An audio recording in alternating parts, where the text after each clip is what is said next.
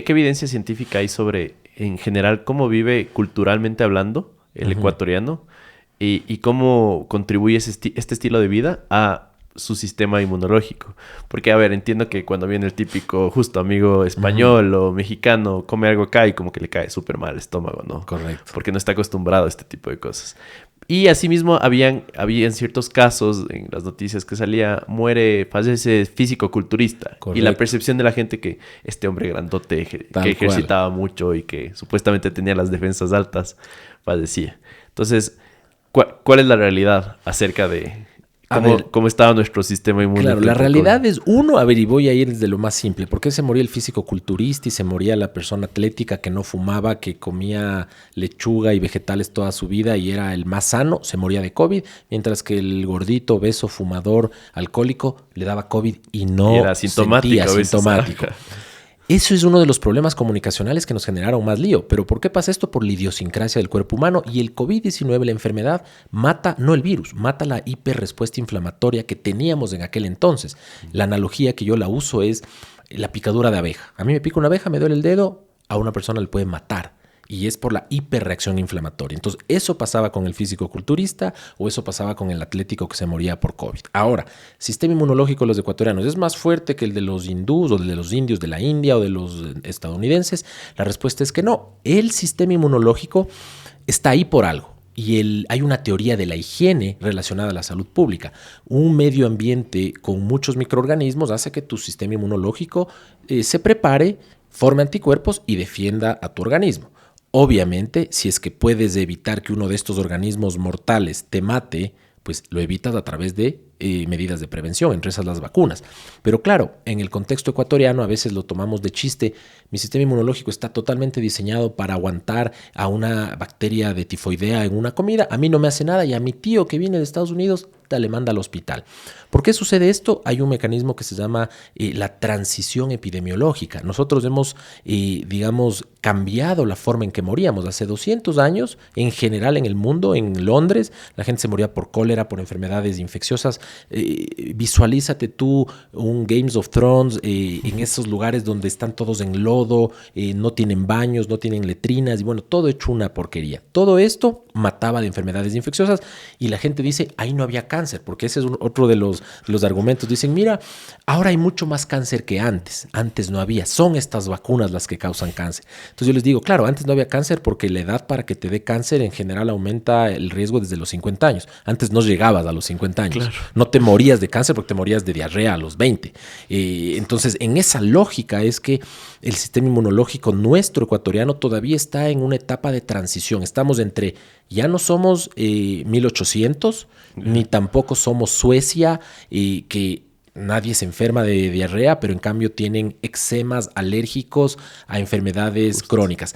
Pero como somos del Ecuador y como somos en vías de desarrollo, tenemos un poco de todo. Yo les digo a mis alumnos de salud pública, tú puedes encontrar poblaciones en el Ecuador que viven mejor que en Suecia. Educación, agua, guardería, las mejores condiciones para vivir de alguien puedes encontrarlas en el Ecuador en un grupo pequeñito de la población.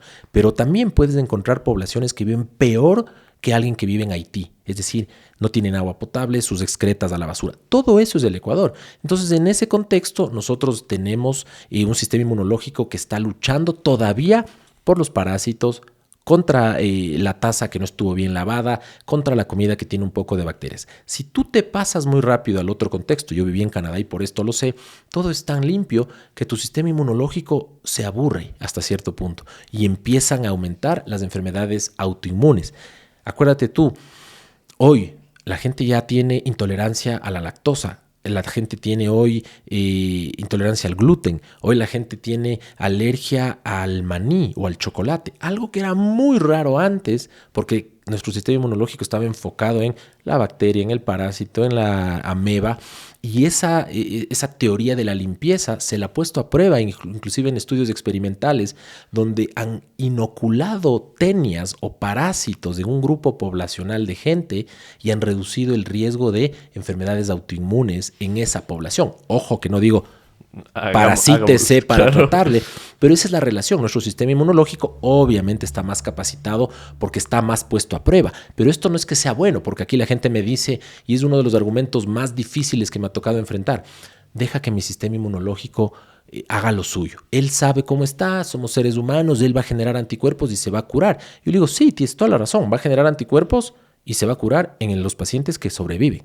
Pero hay muchísimos que se mueren. Entonces, para evitar eso, es como que a ti te digan, oye, voy a comprobar el cinturón de seguridad de que funcione, haciéndote que te choques. Así como que me deja nomás, prefiero no chocarme si funciona. Entonces, esa es la analogía que yo siempre le hago con la vacuna y el cinturón de seguridad.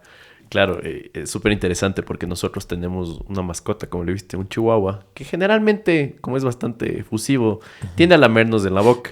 Entonces tengo, la mitad de mis parientes son como, qué chévere, estás como fortaleciendo tu sistema inmune. Y los otros dicen como, qué asco. Claro. Cuídate. Entonces, ¿dónde está la línea entre, vamos a los dos polos, ¿no? Si tú pudieras escoger esto para tus hijos. Correcto. Igual. Tener una casa extremadamente limpia en la que en serio cada superficie sea limpiada obsesivamente con la mayor cantidad de químicos posibles, versus vivir un poco sucio, que todo se esté reciclando ahí mismo, etc. A ver, está clarísimo. Yo tengo una postura muy clara. A sus hijos o a mis hijos, cuídeles obviamente de que no estén metiéndose objetos de la calle, que encontraste, estás esperando un taxi en la calle y el niño quiere meterse un chicle que encontró en la calle, pues no le dejes. Pero en cambio en tu casa, que gatee en el piso, obviamente lávale las manos antes de comer, déjale que juegue en el césped, déjale que juegue en la tierra. Es decir, hay un riesgo mínimo en que se exponga al medio ambiente normal. Es que yo vivo en la isla Trinitaria donde yo estoy encima y abajo mío hay aguas servidas, no le deje jugar ahí. Ahora, con el tema de los perritos, tu perrito Toto, ¿no es cierto? Es pues en su ambiente, un perrito chiquito, cuidado, que seguramente tiene todos los cuidados del veterinario, pues que te lama la boca, seguramente por ahí van a compartir el mismo número de bacterias, porque acuérdate que los perros tienen bacterias en un porcentaje que a veces puede ser inclusive menor al del ser humano. La mordida de ser humano tiene más riesgo de infectarse que la de perro. Pero claro, tienes un perrito callejero, un perrito que sale y que huele el rabo a todos los otros perros, que se come todo lo que se encuentra. Ese perro, en cambio, al lamerte puede enfermarte. Mi recomendación es, no abusemos de esto, es decir, yo, por ejemplo, no beso perros en la boca por el riesgo, no por el riesgo, en general no me gusta, mi hija sí lo hace, le digo no lo hagas porque, claro, Toxocara canis y un montón de parásitos de los perritos pueden infectarnos a nosotros, pero en cambio a mí se me cae algo al piso, yo le cojo. Y si es que a mi niño de 5 años se le cayó el pan al piso, le cojo el pan y le doy en la boca. O sea, ese tipo de cosas sí las hago yo. Okay. Es decir, si es que estoy en la calle y me dio ganas de pelarme una mandarina de las que venden y no tengo con qué lavarme las manos, me como la mandarina así, ¿no es cierto? O sea, hay ciertas cosas que sobrepaso. En general, ¿cuál es el tema de esto? Y aquí viene la parte muy importante. El tema es que como salubrista yo tengo que pensar en toda la población y lamentablemente yo tengo unas condiciones diferentes, al igual que las tuyas, tenemos condiciones diferentes que nos permiten ser flexible en esto. Pero si alguien me escucha a mí diciendo, no, si se le cae la mandarina en el piso, cómase nomás, pero esa persona vive en la isla Trinitaria, o dele besos a sus perros y el perro mina basura en un botadero de basura, pues obviamente los riesgos son totalmente diferente. Entonces, claro, en política pública siempre decimos, no lo haga, lávese las manos, no bese perros, si se le cayó al piso no se coma, etcétera, etcétera. Pero más que nada es porque hay que ser justos con toda la población, ¿no? Completamente. Qué interesante. Ahora, regresando a las cosas que ahora sabemos sobre el COVID, entiendo que, te voy a dar un ejemplo, en Ambato habían algunas clínicas que estaban a punto de quebrar, ya estaban desapareciendo. Llega el COVID y todos estos hospitales tienen un resurgimiento, tienen una segunda vida, debido a la cantidad de personas que fueron internadas por COVID y entraron a terapia intensiva. Entonces, yo conozco hasta ahora familias que están endeudadas $100,000. Brutal. Y sus parientes fallecieron porque no sobrevivieron. Entonces, he escuchado ya a algunos doctores decir esto, pero era como, ahora con lo que sabemos, probablemente intubarle a alguien no era lo correcto. Y el argumento así, coloquialmente hablando, era que el respirador hacía, por así decirlo, debilitaba al pulmón, porque hacía el trabajo que tenía que hacer el pulmón, y eso más bien era una condena de muerte. Te estoy hablando Claro, de lo que has escuchado. De lo que he escuchado en redes, de lo que he Correcto. visto. Y justamente por eso, sentado aquí contigo, Claro. quisiera escuchar lo que A ver, lo que hay tú una conoces sobre esto. explicación muy fácil de este tema. Uno, sí, lamentablemente mucha gente murió. Y mira, el Ecuador fue el país que más muertes en exceso tuvo per cápita en el mundo en un solo día. En el Ecuador, antes de la pandemia, morían 200 personas al día. Post pandemia, mueren hoy 260. Pero en la pandemia, en abril 4, llegaron a morir 1.200 personas en un solo día. Es decir, el Ecuador estaba manejando 200 cadáveres al día en todo el Ecuador, le tocó manejar 1.200 al día. Murieron 89.000 personas en exceso. Y claro, como esta infección era tan aguda que no teníamos los medios para prevenir, la única salida eran los hospitales. Entonces las terapias intensivas todas se saturaron. Yo perdí un familiar cercano, el esposo de mi prima hermana, joven de 40 años, murió intubado. Él me recomendó, me dijo, oye, le escuché, hola, oye, estoy un poco mal. ¿Cuántos años tienes? 40. Factores de riesgo, un poquito de sobrepeso. No creo que llegue a mayores. Claro, a la final vimos la placa, le dije, ándate al hospital por si acaso, a que te vean. Fue al hospital, sabes que hay que intubar. No salió. Y obviamente aquí hay que aclarar algo El COVID, imagínate tú una esponja nueva, cuando tú compras para lavar los platos, es hermosa, absorbe, sale el agua, retiene el agua, es una maravilla. El pulmón es una esponja. Si es que tú, en cambio, tienes COVID, es como que esa esponja le hubieses expuesto al sol 5 días seguidos a un sol radiante o un mes. Esa esponja deja de tener elasticidad. Entonces el pulmón se vuelve imposible de inflar. Te voy a poner un ejemplo más didáctico todavía, porque a mí me gusta ser didáctico. Imagínate inflar un globo de cumpleaños. Tú inflas el globo, soplas y el globo se infla con algún esfuerzo. Pero si te dan un globo de esos de payaso que hay que hacer figuras, de esos larguísimos, es muy difícil inflarlo con la boca. Necesitas muchísima presión. Ese era el pulmón del paciente con COVID. Necesitabas extremadamente alta cantidad de presión para lograr inflar ese pulmón que está hecho pasa. Entonces era la única solución que tenían. Ojo que yo también tuve pacientes que no entraron al tubo o a la terapia intensiva porque no había camas y lucharon afuera de la terapia intensiva y se lograron salvar.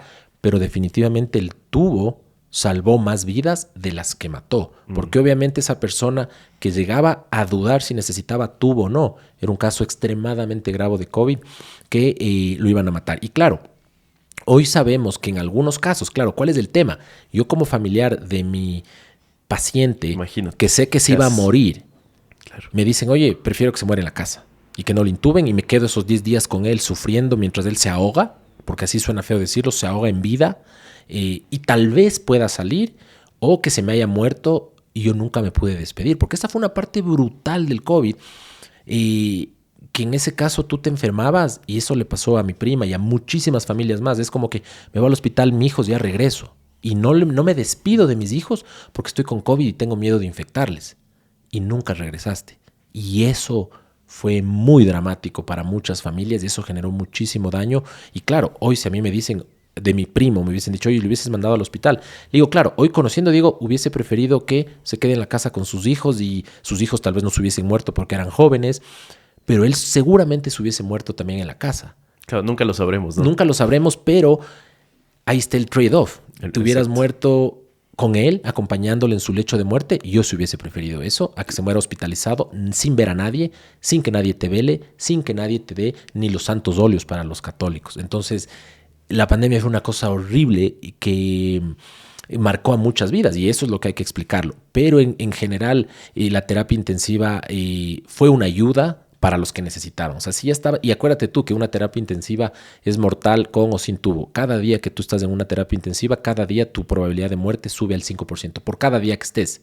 Entonces, si tú te hospitalizas hoy por una cirugía de corazón que se complicó, un día tu probabilidad de aumenta. Al segundo día, 10%. O sea, es decir, a los 10 días ya prácticamente tu riesgo de morir es más alto de tu riesgo de sobrevivir. Los costos, demos un ejemplo, 15 días en terapia intensiva, una deuda de $100,000, ¿está justificada o crees que hubo por ahí la ley de oferta y demanda, ¿no? Mucha oferta, mucha demanda, aumentamos precios. Creo que en algún punto no se intubaban pacientes que no lo requerían, porque hubo muchísima gente que sí lo requería. Es decir, hubo mucha gente que lo requería.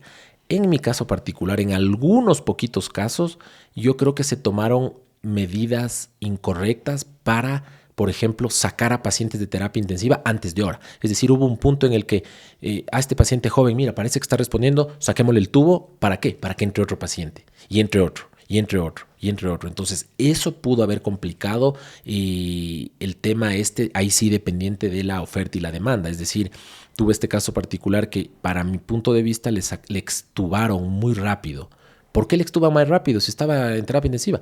Porque querían meter otros pacientes. Y claro, en ese entonces las decisiones fueron durísimas. Paciente de 80 años que se iba a morir, no le intubabas. Le decías, vea, llévela a la casa, se va a morir.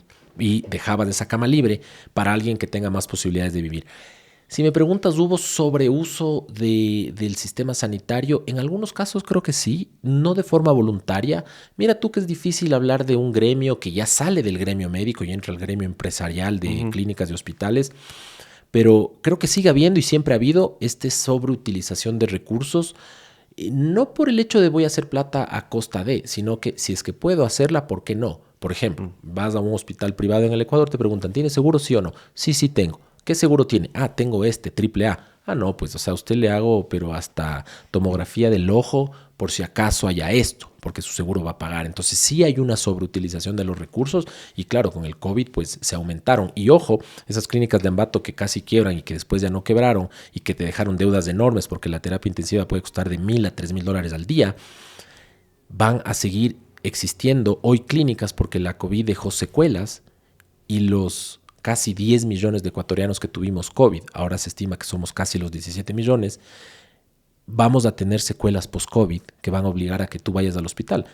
Las ansiedades, las depresiones, los dolores de cabeza, los infartos, todos estos riesgos han aumentado después de este virus maldito. Es un virus súper patogénico, neurotrópico que afecta a los nervios y claro, va a generar que el sistema sanitario esté sobrecargado de pacientes mucho más que antes por una enfermedad nueva que no solamente mató agudamente, sino que te deja secuelas a largo plazo que requieren que vayas al hospital a largo plazo, ¿no? Wow. Sabes que justo conocí recién ahora es un gran amigo, se llama Ney, y él me dijo que junto a su novia lucharon durante algunos años con el COVID largo. O sea, como que ya tenía esta terminología incluso, ¿no?